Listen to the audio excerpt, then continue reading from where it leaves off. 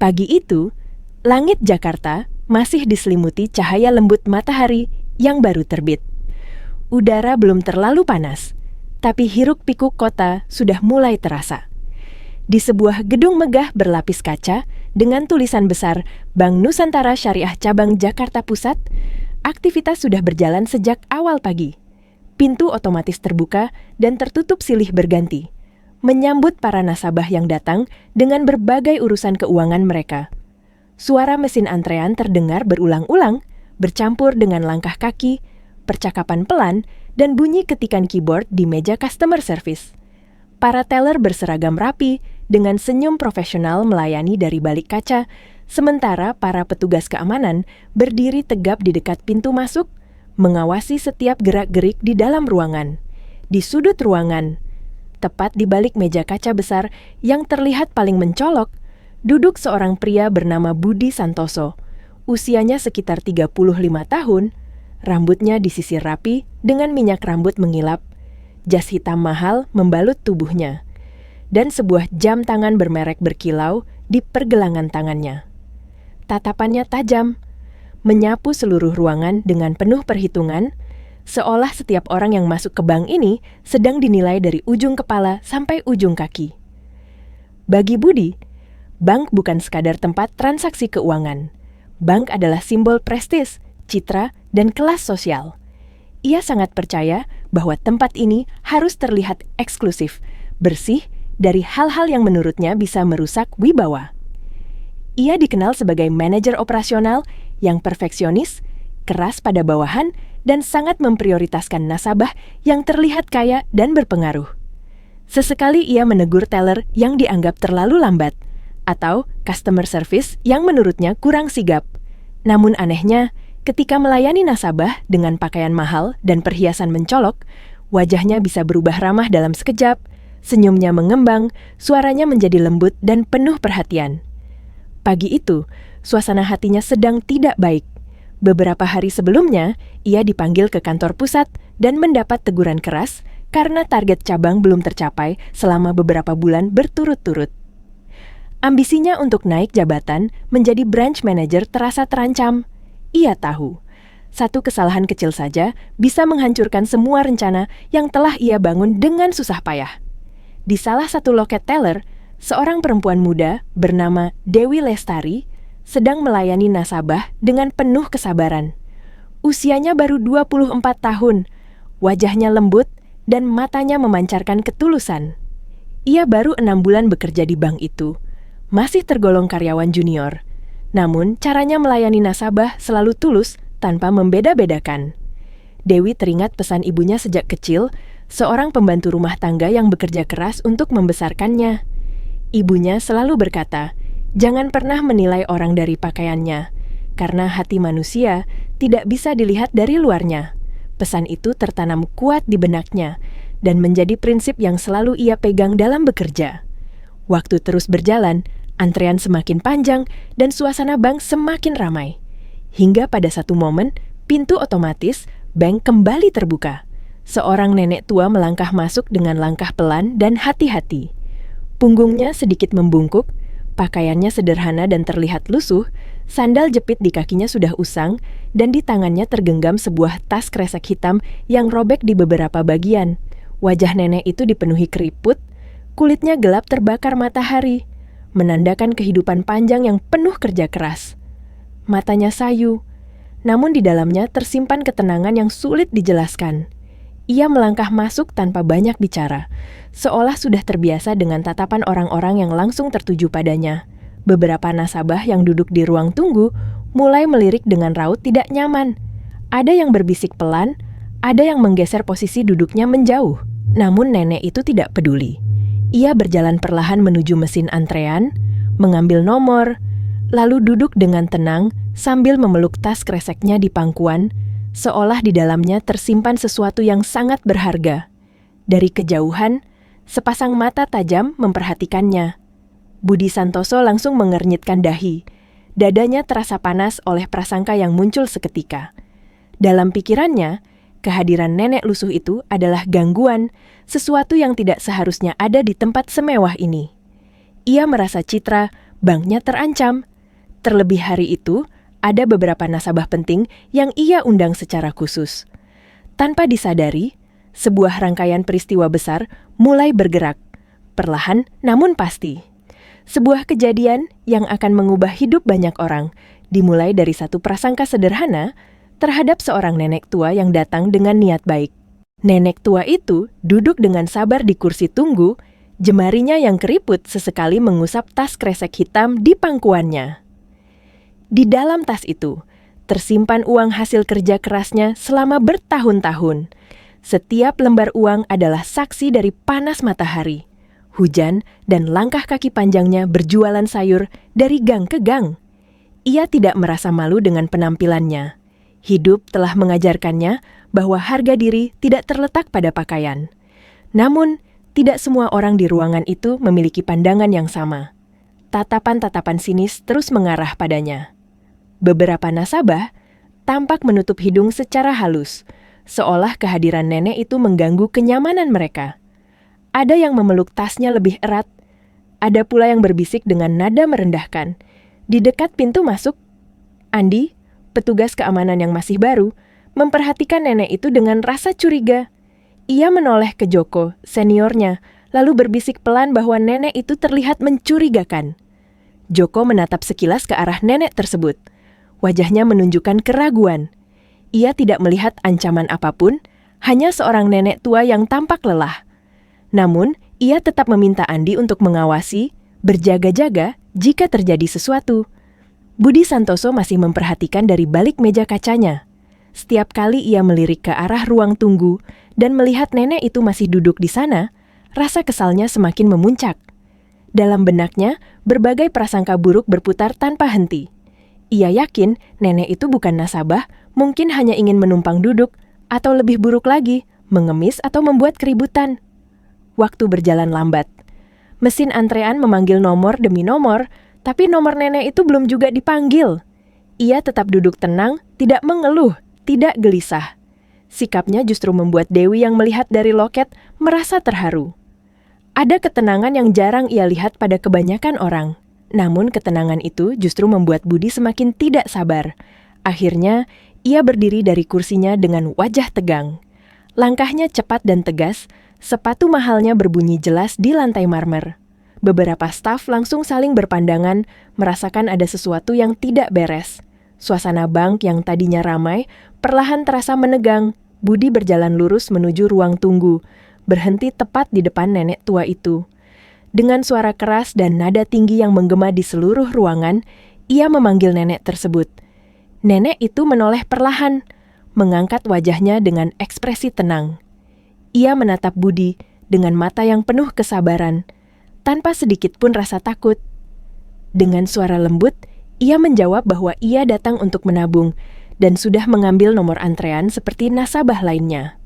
Jawaban itu justru membuat Budi tertawa sinis. Tawanya terdengar dingin dan merendahkan. Ia memandang nenek itu dari ujung rambut hingga ujung kaki, lalu berkata bahwa bank ini bukan tempat untuk orang seperti dirinya. Kalimat-kalimat yang keluar dari mulut Budi terasa seperti pisau, menusuk harga diri seorang perempuan tua di depan banyak orang. Beberapa nasabah mulai berbisik, ada yang merasa tidak nyaman. Ada pula yang justru mengangguk setuju. Nenek itu tetap duduk, meski matanya mulai berkaca-kaca. Dengan tangan gemetar, ia membuka tas kreseknya dan mengeluarkan bungkusan koran yang diikat rapi. Perlahan, ia membuka ikatan itu, memperlihatkan tumpukan uang yang cukup tebal. Sekejap, ruangan itu hening. Mata-mata yang tadi memandang rendah kini berubah terkejut. Namun di wajah Budi tidak terlihat rasa malu, hanya kecurigaan yang semakin kuat. Ia menuduh uang itu berasal dari cara-cara yang tidak halal, dari mengemis atau bahkan mencuri. Kata-katanya semakin menyakitkan, semakin kasar. Nenek itu menarik napas panjang, menahan perih di dadanya. Dengan suara bergetar namun tetap lembut, ia menjelaskan bahwa uang itu adalah hasil jualan sayur selama bertahun-tahun, dikumpulkan sedikit demi sedikit. Ia hanya ingin menyimpannya dengan aman di bank. Namun prasangka sudah menutup hati Budi sepenuhnya. Tanpa memberi kesempatan lebih jauh, ia memanggil petugas keamanan dan memerintahkan agar nenek itu diusir dari bank. Perintahnya tegas, tanpa empati. Dewi yang melihat kejadian itu tidak bisa menahan diri. Ia mencoba mendekat dan menyarankan agar identitas nenek tersebut diperiksa terlebih dahulu. Namun, suaranya langsung dibentak, diancam akan dilaporkan jika berani membantah atasan. Dengan hati hancur, Dewi kembali ke loketnya, air mata menahan di pelupuk mata. Andi, dengan semangat ingin terlihat tegas, memegang lengan nenek itu dan menariknya dengan kasar. Nenek itu meringis menahan sakit. Joko berusaha menahan dan menopang tubuh nenek agar tidak jatuh. Namun, ia tidak berani melawan perintah secara langsung. Seluruh bank menyaksikan adegan memilukan itu. Beberapa orang merekam dengan ponsel, beberapa lainnya menunduk, memilih diam. Tidak ada yang benar-benar berani membela. Sebelum benar-benar keluar dari bank, nenek itu menoleh kembali ke arah Budi. Dengan suara lembut yang terdengar jelas, ia berkata agar Budi tidak menilai orang dari penampilannya, karena hati manusia tidak bisa dibaca dari luar. Setelah itu, ia melangkah pergi dengan punggung semakin membungkuk, meninggalkan keheningan yang berat di dalam bank. Di luar gedung bank, cahaya matahari Jakarta terasa lebih menyengat. Nenek tua itu berdiri sejenak di depan pintu, menarik napas panjang untuk menenangkan hatinya. Tangannya gemetar saat mengusap air mata yang jatuh tanpa suara. Bukan karena uangnya belum sempat disetorkan, bukan pula karena lengannya yang masih terasa sakit, melainkan karena luka di hatinya yang kembali terbuka. Luka lama yang pernah ia rasakan puluhan tahun silam. Ia berjalan perlahan menuju halte bus di seberang jalan. Setiap langkah terasa berat, seolah membawa beban kenangan yang tak ingin ia ingat kembali. Di bangku kayu halte yang sudah usang, ia duduk dan memeluk tas kreseknya erat-erat. Seakan tas itu adalah satu-satunya teman yang mengerti perasaannya saat ini. Dalam diam, pikirannya melayang ke masa lalu. Bertahun-tahun yang lalu, ketika ia dan almarhum suaminya masih hidup serba kekurangan, berjualan sayur keliling dari pagi hingga sore, mereka pernah berdiri di depan bank besar dengan pakaian sederhana, hanya untuk dipandang rendah dan diusir karena dianggap tidak pantas. Rasa malu, sakit hati, dan perih itu kembali terasa jelas, seolah baru terjadi kemarin.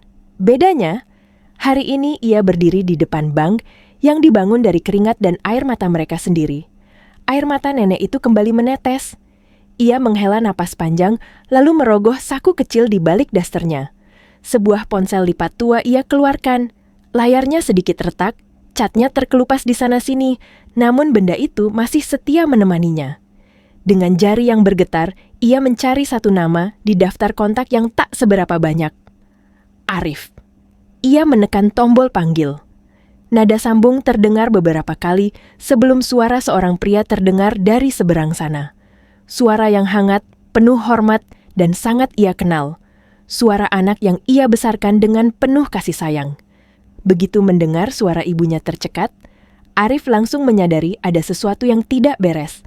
Ia bertanya dengan nada khawatir, menanyakan keadaan ibunya dan di mana ia berada. Nenek itu berusaha terdengar tenang, namun suaranya tetap bergetar saat ia mulai menceritakan apa yang baru saja terjadi. Ia bercerita tentang bagaimana ia datang ke bank untuk menabung, tentang bagaimana ia dituduh sebagai pengemis, tentang bagaimana ia tidak diberi kesempatan menjelaskan, tentang bagaimana lengannya ditarik dengan kasar di depan banyak orang. Setiap kalimat yang keluar dari mulutnya terdengar pelan, namun di telinga Arif, semuanya terdengar seperti petir yang menyambar. Di ruang kerjanya yang luas dan sejuk, Arif terdiam. Tangannya mengepal kuat, rahangnya mengeras. Wajahnya memerah, menahan amarah yang perlahan membara. Ia tidak berteriak, tidak memaki, namun justru diamnya itulah yang paling berbahaya. Dengan suara yang bergetar namun tegas, ia meminta ibunya untuk tetap menunggu di sana. Ia berjanji akan datang secepat mungkin. Nenek itu sempat menolak, mengatakan bahwa ia sudah tidak apa-apa, namun Arif bersikeras. Akhirnya, dengan pasrah, nenek itu mengangguk dan menutup telepon. Begitu panggilan berakhir, Arif berdiri mendadak dari kursinya. Kursi direktur utama yang mahal itu bergeser ke belakang dengan bunyi keras. Para staf di luar ruangan langsung saling berpandangan. Belum pernah melihat bos mereka setegang ini. Arif memanggil asistennya dan memerintahkan untuk menyiapkan mobil saat itu juga. Nada suaranya dingin, singkat, tanpa ruang untuk bertanya. Ia mengambil jasnya, mengenakannya dengan gerakan cepat, lalu melangkah keluar ruangan dengan langkah panjang dan penuh amarah yang tertahan. Di dalam lift yang meluncur turun menuju parkiran, Arif memejamkan mata sejenak. Wajah ibunya terus terbayang di benaknya. Ibunya yang memilih hidup sederhana, meski memiliki segalanya. Ibunya yang selalu mengajarkannya untuk rendah hati, untuk tidak memandang manusia dari luarannya saja. Dan hari ini, ibunya dipermalukan di bank milik keluarga mereka sendiri. Lift terbuka. Arif melangkah masuk ke mobil dengan wajah dingin dan tatapan tajam ke depan. Mesin mobil menyala dan kendaraan itu melaju membelah jalanan Jakarta. Setiap detik perjalanan terasa panjang. Di dalam hatinya, satu tekad sudah bulat. Apapun yang terjadi di cabang itu tidak akan berlalu begitu saja. Di dalam mobil yang melaju, cepat menuju pusat kota, suasana terasa sangat sunyi. Arif duduk tegak, menatap lurus ke depan. Namun pikirannya penuh gejolak. Setiap detik berlalu seperti menambah berat di dadanya. Ia teringat wajah ibunya yang selalu sabar, yang tak pernah mengeluh meski hidup sederhana, yang lebih memilih berjualan sayur daripada menikmati kemewahan yang bisa ia dapatkan kapan saja. Baginya, ibunya adalah simbol dari semua nilai yang ditanamkan oleh almarhum ayahnya. Kerendahan hati, kejujuran, dan keberanian untuk tetap menjadi diri sendiri meski dunia menawarkan kemewahan. Dan pagi ini, semua nilai itu diinjak-injak oleh kesombongan seseorang. Sementara itu, di dalam bank, suasana perlahan kembali seperti semula, setidaknya di permukaan. Para teller kembali melayani, customer service kembali tersenyum, dan para nasabah melanjutkan urusan mereka. Namun, di balik senyum dan formalitas itu, ada perasaan aneh yang menggantung di udara. Budi Santoso kembali ke mejanya dengan perasaan puas. Ia duduk sambil menyeruput kopi hangat, yakin bahwa ia telah melakukan hal yang benar. Dalam pikirannya, ia baru saja melindungi citra bank dari gangguan yang tidak perlu. Ia bahkan membayangkan akan menuliskan kejadian itu dalam laporan bulanannya sebagai bukti ketegasan dan kepemimpinannya. Namun tidak semua orang merasa seperti itu. Dewi duduk di loketnya dengan mata berkaca-kaca. Tangannya gemetar saat melayani nasabah berikutnya. Bayangan nenek tua itu terus muncul di kepalanya. Tatapan mata yang tenang namun terluka. Senyum tipis yang penuh kesabaran dan kata-kata terakhir yang begitu lembut namun menyentuh hati. Ia merasa bersalah karena tidak bisa berbuat lebih banyak. Hatinya memberontak, namun posisinya terlalu lemah untuk melawan. Ia hanya bisa berdoa dalam diam, berharap nenek itu baik-baik saja. Beberapa menit kemudian, di ruang kerja branch manager, telepon berdering. Darmawan, pria paruh baya dengan pengalaman panjang di dunia perbankan, mengangkat telepon dengan ekspresi biasa. Namun seketika, wajahnya berubah pucat. Suara di seberang sana terdengar tegas, dingin, dan penuh wibawa. Itu adalah suara direktur utama. Begitu panggilan berakhir, Darmawan terdiam beberapa saat. Keringat dingin mulai mengalir di pelipisnya. Tangannya gemetar saat meletakkan gagang telepon. Kata-kata yang baru saja ia dengar terasa seperti mimpi buruk yang nyata. Direktur utama sedang dalam perjalanan ke cabang ini. Dan alasannya bukan inspeksi rutin. Alasannya adalah seorang nenek yang diusir pagi ini. Darmawan memejamkan mata, mencoba mencerna situasi.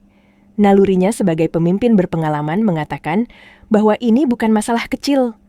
Ada sesuatu yang sangat besar dan berbahaya yang sedang mendekat.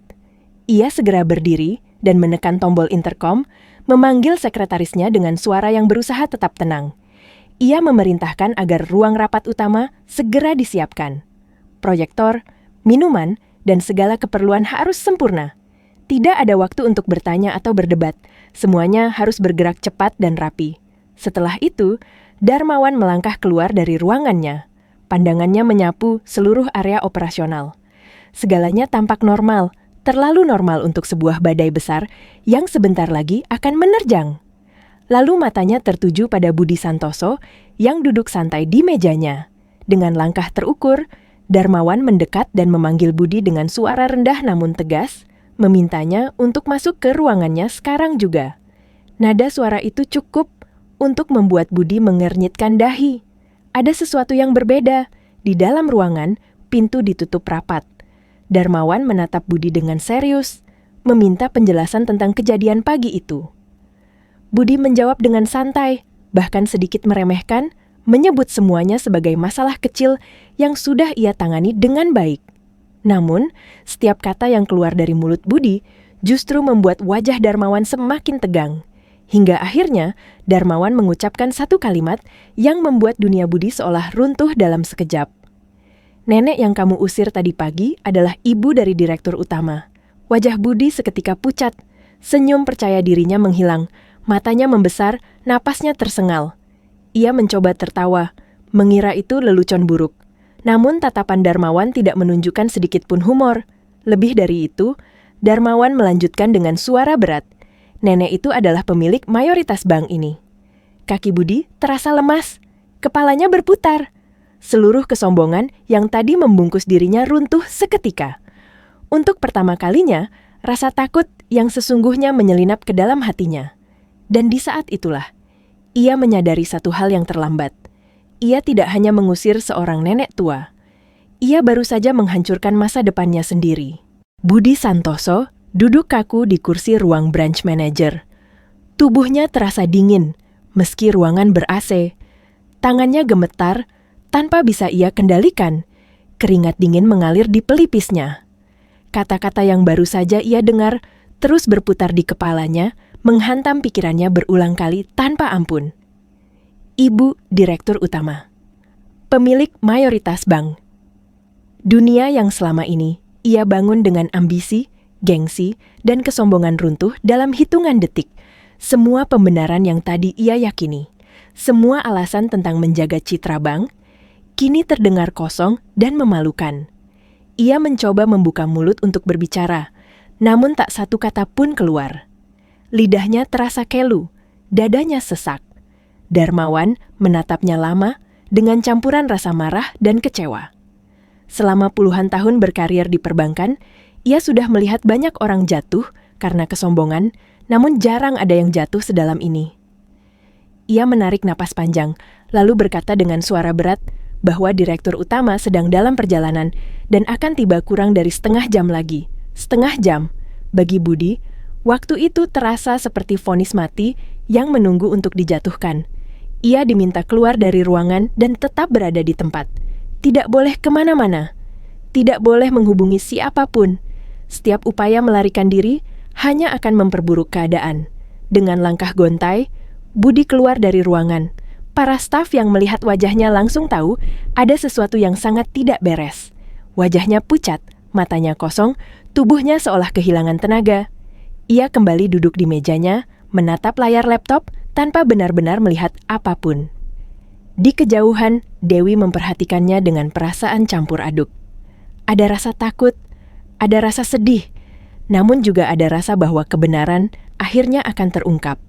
Hatinya berdebar. Firasatnya mengatakan bahwa kejadian pagi itu belum berakhir. Justru baru akan memasuki babak yang paling menentukan.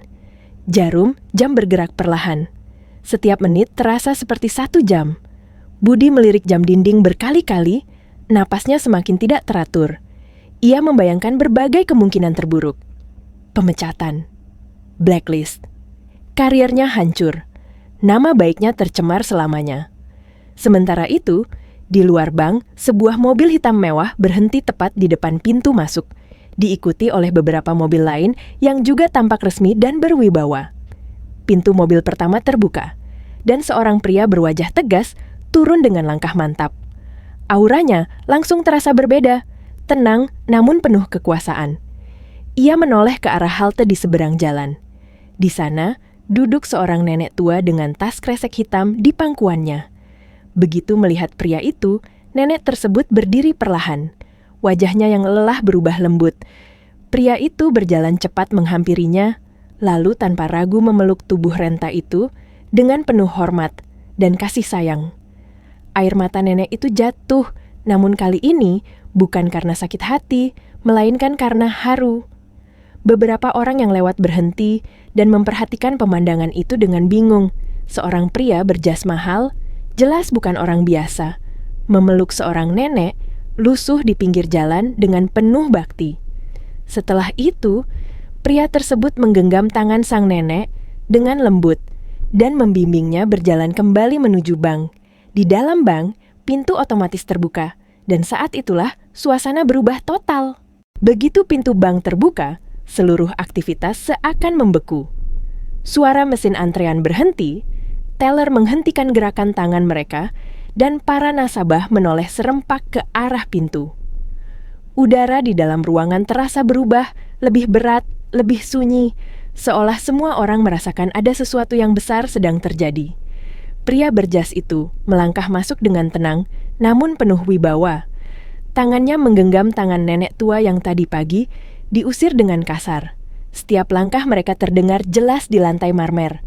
Tatapan semua orang mengikuti mereka, penuh kebingungan, keterkejutan, dan rasa tidak percaya. Beberapa staf mulai saling berbisik. Mereka mengenali pria itu. Wajahnya sering muncul di laporan tahunan, di poster visi perusahaan, dan di berbagai acara resmi. Itu adalah direktur utama bank. Namun, yang membuat semua orang terpaku bukan hanya kehadirannya, melainkan sosok nenek lusuh yang kini berjalan di sisinya dengan penuh hormat. Budi Santoso yang duduk di mejanya membeku. Jantungnya terasa berhenti berdetak. Pandangannya kabur saat melihat pemandangan itu. Dunia seolah runtuh tepat di depan matanya. Semua yang tadi ia anggap tidak mungkin, kini berdiri nyata di hadapannya. Direktur utama tidak langsung berbicara. Ia membimbing nenek itu menuju sofa ruang tunggu VIP, memintanya duduk dengan lembut, seperti seorang anak yang menjaga ibunya dengan penuh kasih. Nenek itu menurut, duduk dengan tenang meski ratusan pasang mata menatapnya. Barulah setelah itu, pria tersebut berbalik menghadap seluruh ruangan. Suaranya tidak keras, namun cukup untuk membuat semua orang terdiam. Ia memperkenalkan dirinya, lalu berkata bahwa kedatangannya bukan untuk inspeksi rutin, melainkan untuk menanggapi kejadian yang sangat memalukan yang terjadi pagi itu. Satu persatu, kalimatnya jatuh seperti palu hakim. Ia menceritakan bagaimana seorang wanita datang ke bank ini dengan niat baik untuk menabung, namun diperlakukan dengan hina, dituduh tanpa bukti, dan diusir dengan kasar. Setiap kata terasa menusuk, membuat banyak kepala tertunduk malu. Kemudian, ia menunjuk ke arah nenek yang duduk tenang di sofa VIP. Dengan suara yang lebih berat, ia mengatakan bahwa wanita itu adalah ibunya. Istri dari pendiri bank ini. Pemilik mayoritas saham bank yang selama ini dibanggakan semua orang. Ruangan seketika dipenuhi desahan kaget. Ada yang menutup mulut, ada yang terisak pelan, ada pula yang tak sanggup menatap ke depan. Kebenaran itu terlalu besar untuk disangkal. Budi Santoso tak lagi mampu berdiri. Kakinya lemas dan ia jatuh berlutut di lantai, air mata mengalir tanpa bisa ia tahan. Ia memohon ampun, meminta maaf dengan suara parau, namun tak ada lagi kesombongan di sana, hanya penyesalan yang terlambat. Direktur utama menatapnya dengan dingin. Ia bertanya apakah penyesalan itu muncul karena kesalahannya, atau hanya karena kini ia tahu siapa yang ia hina. Pertanyaan itu menggantung di udara, menghantam hati semua orang yang mendengar. Tak ada jawaban yang bisa membela diri. Hari itu, di dalam bank yang megah, semua topeng jatuh. Jabatan, pakaian mahal, dan status sosial tidak lagi berarti apa-apa. Yang tersisa hanyalah kebenaran tentang hati manusia dan konsekuensi dari kesombongan yang tak terkendali. Suasana di dalam bank begitu hening hingga suara napas orang-orang terdengar jelas. Direktur utama berdiri tegak di tengah ruangan, tatapannya menyapu satu persatu wajah yang tertunduk. Tidak ada teriakan, tidak ada amarah meledak-ledak, namun justru ketenangan itulah yang membuat semua orang merasa lebih tertekan. Ia memberi isyarat kepada tim dari kantor pusat. Sebuah layar dipersiapkan di dinding, dan rekaman CCTV pagi itu mulai diputar. Gambar demi gambar menampilkan kejadian yang baru saja terjadi beberapa jam lalu. Nenek itu masuk dengan langkah pelan, mengambil nomor antrean, duduk dengan tenang. Lalu terlihat seorang pria berjas mendekat dengan gestur kasar, menunjuk-nunjuk, memanggil petugas keamanan. Beberapa orang menutup mata mereka, tak sanggup menyaksikan ulang kejadian itu. Ada yang mengusap air mata, ada pula yang menggenggam tangan sendiri dengan perasaan bersalah.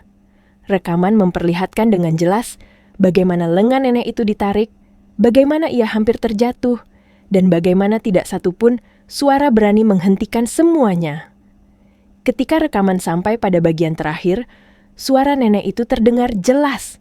Suara lembut, tanpa kebencian. Sebuah nasihat tentang tidak menilai manusia dari penampilannya.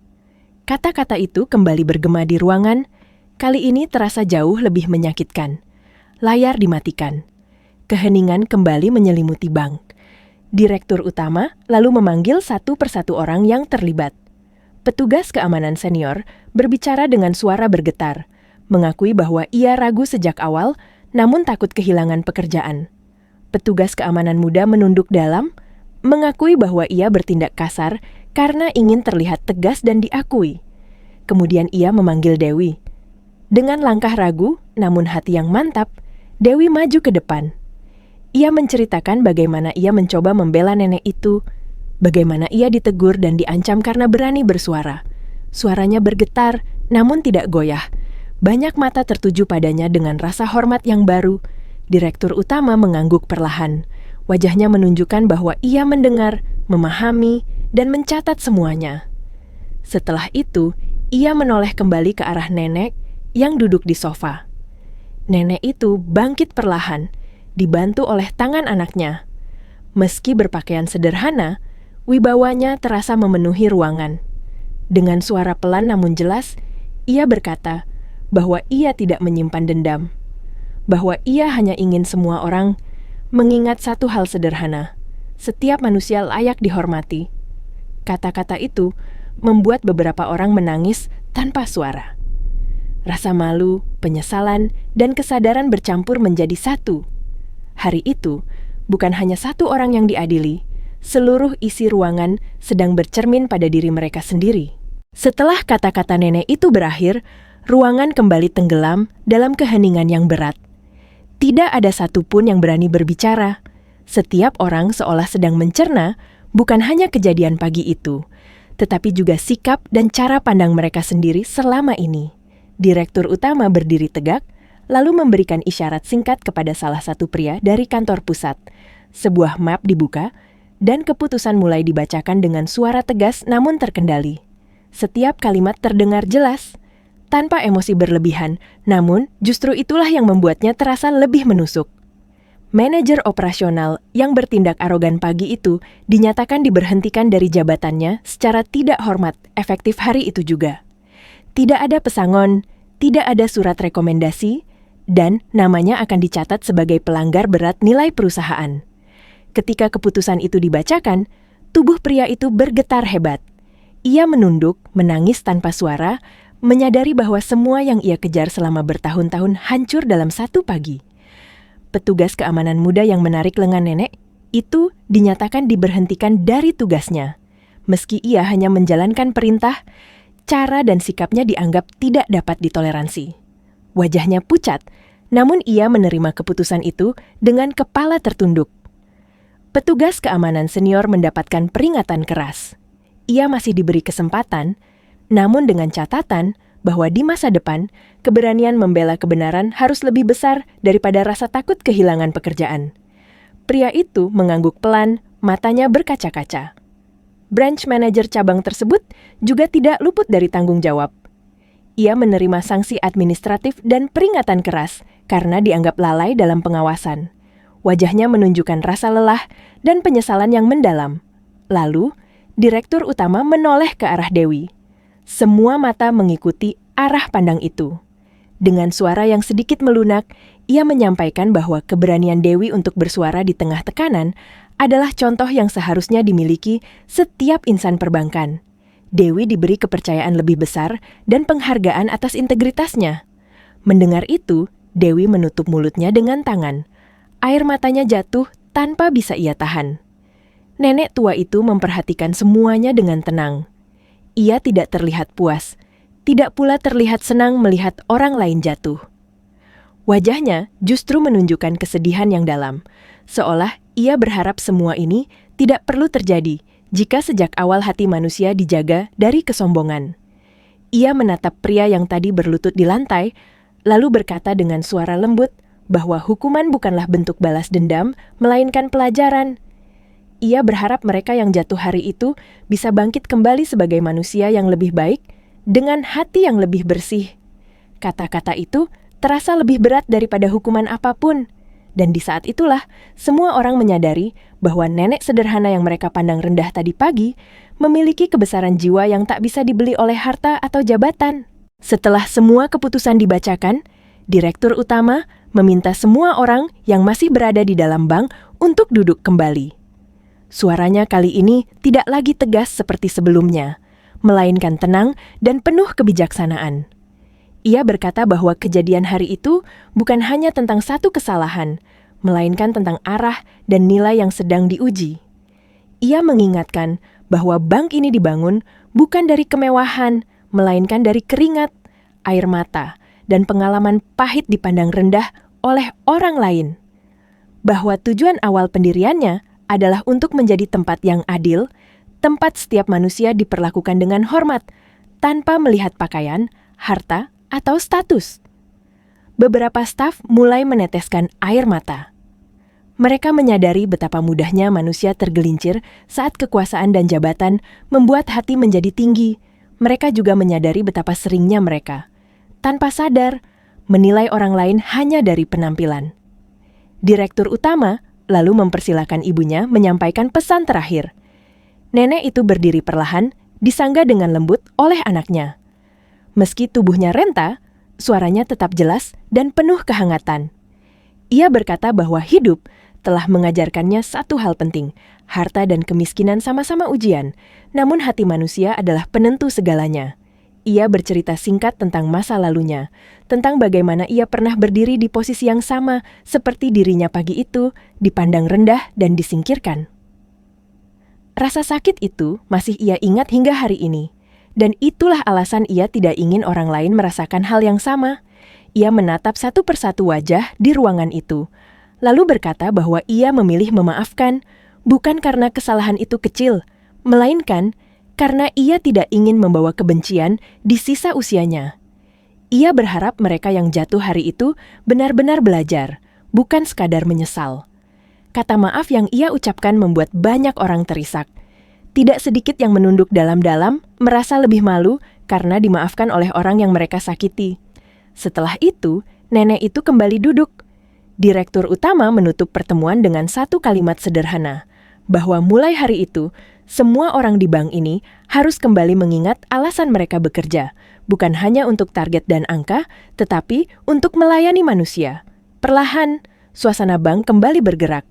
Namun, tidak ada lagi yang sama seperti sebelumnya. Ada kesadaran baru yang tumbuh tentang pentingnya menjaga hati, tentang bahaya kesombongan, dan tentang nilai kemanusiaan yang sering terlupakan. Setelah semua selesai, Direktur Utama menggenggam tangan ibunya dengan penuh hormat dan membimbingnya keluar dari bank. Tidak ada lagi tatapan meremehkan, tidak ada lagi bisik-bisik sinis. Yang tersisa hanyalah rasa malu, hormat, dan kesadaran yang datang terlambat. Di luar gedung, udara terasa berbeda. Nenek tua itu melangkah perlahan menuju mobil, lalu berhenti sejenak.